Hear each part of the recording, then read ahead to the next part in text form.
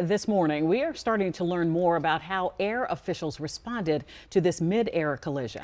We know the emergency response began around 9 p.m. Our chief investigative reporter, Eric Flack, joining us once again. And Eric, I understand that flight experts might have a clue as to what might have happened here. Everybody's trying to read the data that's out there through the transmissions that were coming from really all these flights in the area, especially that American Airlines Flight 5342 that ultimately collided with that military chopper.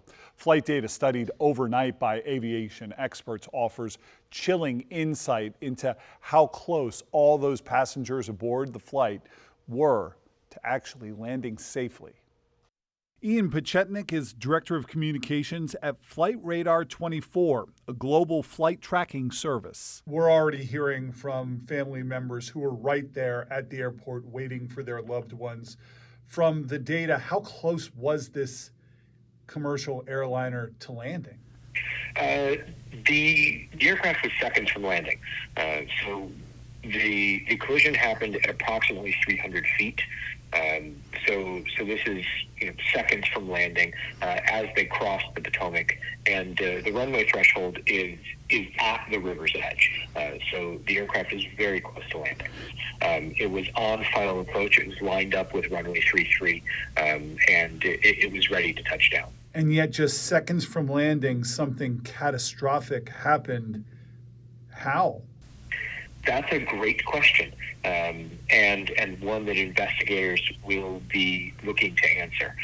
We know that the two aircraft collided. The main question then becomes, why did they come into contact? Why were they that close together? And then, as with all safety and air accident investigations, the main goal of the accident investigation is to prevent this from ever happening again. Yeah, and just to drive home that point, you can see just how close that flight was to the runway there, runway 33 at Washington Reagan National Airport.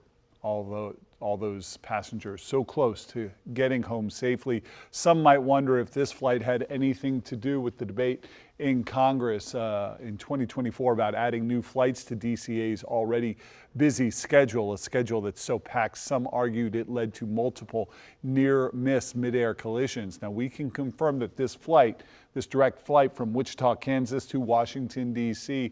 was separate from the 5 new flights added to Reagan National in last year's FAA Reauthorization Act.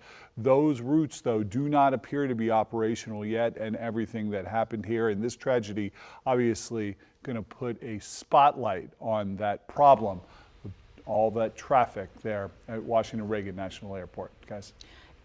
Frank, I'm just curious, and I don't mean to put you on the spot here, but I just, the thought of the training for the military helicopters happening so close to where air traffic is happening, had you ever seen anything like that before? Yeah, what some of the research I'm doing when I'm back there in the newsroom while you guys are on the set is that apparently there is a corridor there, right there along the Potomac, even though it's in such close proximity to the airport and to the runway and to all those departures and landings and takeoffs.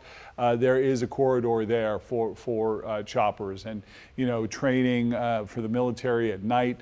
These are all things that are commonplace with this type of thing, but obviously a lot of questions, as you point out, still to be answered. Absolutely. All right, Eric, thank you so much.